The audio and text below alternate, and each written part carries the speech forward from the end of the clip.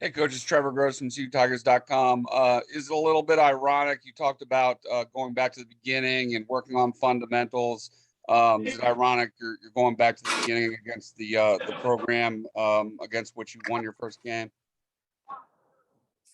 Yeah. I mean, that's always, no matter how long I get the opportunity to coach, that'll always be a great memory, special. Moment. I always think about that when we played Boston College. That was an incredible night up there at Chestnut Hill, and a lot of emotion. Hurting football team that kind of came together and found a way to get a big win that night. Never ever forget that one for sure. Coach, how obviously you've made a lot of mistakes on offense, but you've also played some really good defenses. NC State was number 5 on third down going into your game. Also number 5 in scoring defense. Obviously, Georgia, great defense. We saw what Tech did against North Carolina last week. How much has just going against really good defenses kind of magnified the mistakes you've made? Well, I mean, you're not going to beat good people when you don't play with details and discipline. You're just not. And, we've been in position to. I mean, as I said, we're literally 2 or 3 plays or a couple less mistakes, and you're 4-0. You're still not much better, but you're in position to win both of those games. But it's hard to win when you don't do the little things well. And you got to master the details. And right now, that's not what we've done. So, opportunity to get better this week, and we're going to have to be better. Dabo, this is Matt. Are you planning on sticking with the same 5 on the offensive line as it got the start last week? I'm not sure yet. We'll see what Tony and Robbie come up with between now and then. And we might run the same guys out there. We might run a whole new 5. I don't know. We'll see.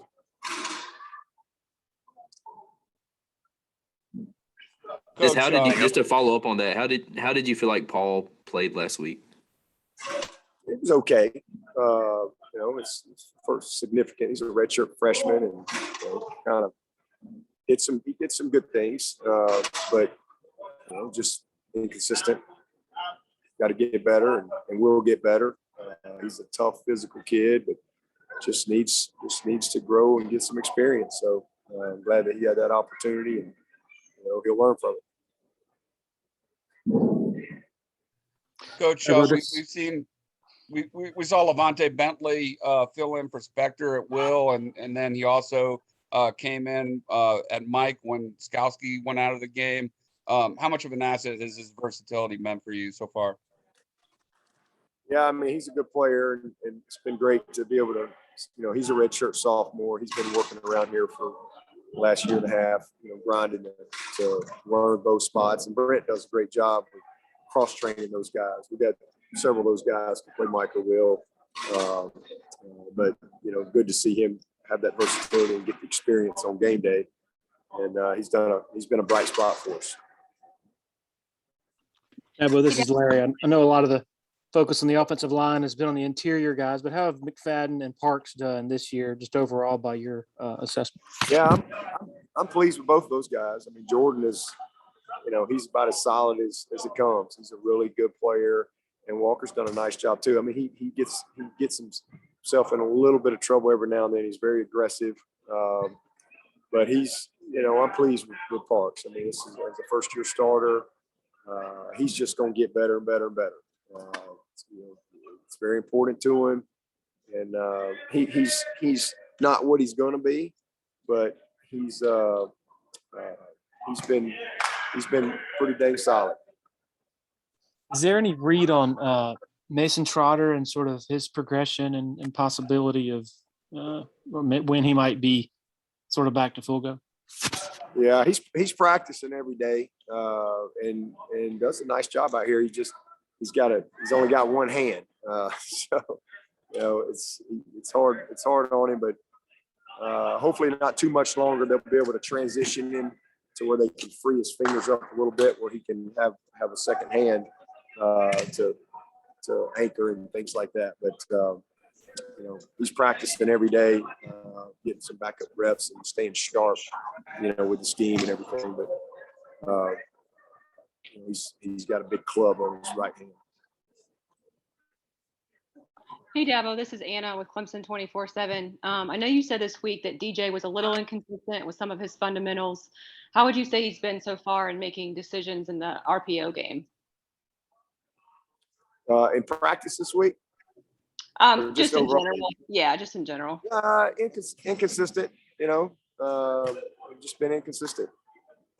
That's really the biggest thing. I mean, sometimes he's thrown it, should have handed it or ran it, and vice versa. So good at times and not so good at times. So just inconsistent, and got to get a little bit more discipline there, and make sure that we're making the right decisions post snap. And I know you said, I think you said Malcolm Greene got a little banged up versus I think Georgia Tech. Is that why he didn't play last week? Yeah, he's a little banged up, but he was ready to go. Just didn't get in there.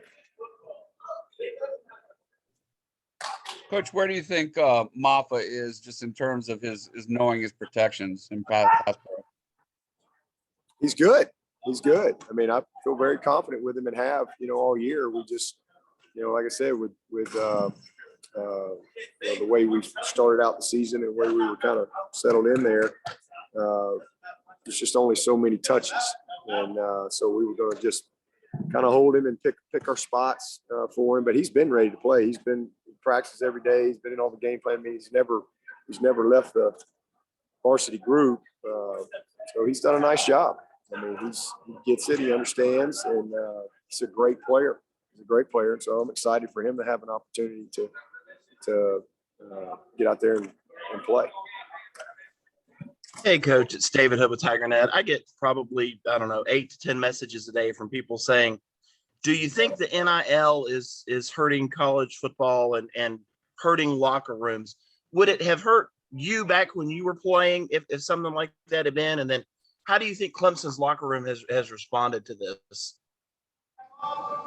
I mean, it's the same for everybody. So, our locker room is I don't know of any issues with that. Our guys are great. This is a fun team to coach. And, this is an easy team to coach. They're focused. They show up every day. They respond. They take ownership of things. They've got a will to win that's really special. Their effort is tremendous. I mean, our extra effort tape takes a while to get through it on Mondays. I mean, these guys are playing incredibly hard, and I don't think that has anything to do with us jumping offside or dropping a ball or not stepping with the correct foot. I don't think I see that. I mean, not running the correct routes and things like that. I mean, everybody's got the same deal, but our guys have been great. I would imagine that Georgia loss, it hurt, but maybe the NC State loss hurt a little bit more. How have you seen these guys respond in practice this week?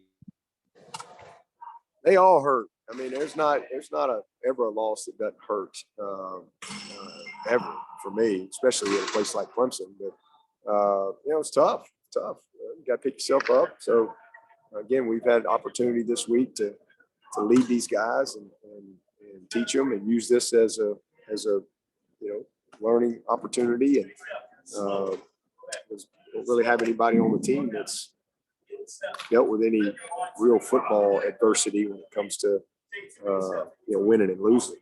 We've lost a postseason game or two, but these guys have experienced a bunch of winning. And but again, the heart, their will to win. I mean, could have won either one of those games, but we earned where we are, and we got to get better. You got to give those teams credit. Those teams earned the win. We didn't. But just back to work. I mean, this is it. I mean, you got to go focus on trying to win this game. That's all our focus is on. Is see if we can find a way to win a game, and then hopefully have a little momentum going into open day. Coach, Dabo, Boston just College. curious. Just curious where Luke Price sort of figures into your tight end depth right now, and sort of an update on him. He's down the line. I mean, he can bring some good attributes to the position, but he's a niche player. Coach, Boston College lost a great tight end in Hunter Long, but it seems like they've just plugged in for him with Trey Berry, number 3. Haven't lost a beat. Alabama native, averages 23 yards a catch and has 2 touchdowns already. How much of a matchup challenge will he be? Yeah, they always got big, strong dudes, and they're a big boot team, and some of those late delayed flat routes coming off the boots. They find those guys a lot of sprint outs and which are basically kind of built-in scrambles. So we got to do a good job containing that quarterback because he loves to get outside the pocket and he loves to find those big tight ends. And they've got a good feel for sitting down in the space. And, but they always got big, strong, physical guys for sure at that position. Coach, this is Jason Priester from Clemson SI. I was wondering if you could shed any insight in the progression of Troy Stellato. Yeah, he's redshirting and just working on the scout team right now and trying to keep him in the meet. He's doing some power hour as well, but learning. Came in behind, a lot to learn, and then got injured, and that set him back. So missed a lot of camp. So he's just kind of going through the walk-on process right now, and has all the potential to be a great one. We'll take 1 or 2 more if anybody has any. Yeah, this is David again. Going back to the tight ends, everybody, of course, every week wants to know, where's the production? Is it, kind of a mix of, we have to use them to block, maybe more than we have in the past, or, just the inconsistencies, they aren't getting open. How do you get these guys a few more touches? Well, we need to get some first downs first. We're not anywhere near what our play count should be. But we've had opportunities that we've missed. The interception should have been a big play. The second play of the Georgia game should have been a big play. We've just had some missed opportunities in some games, and Davis has had some opportunities. Braden hadn't had as many, but nobody has. I mean, we haven't had any type of rhythm. So I think just getting some first downs and getting in some rhythm, and that'll come.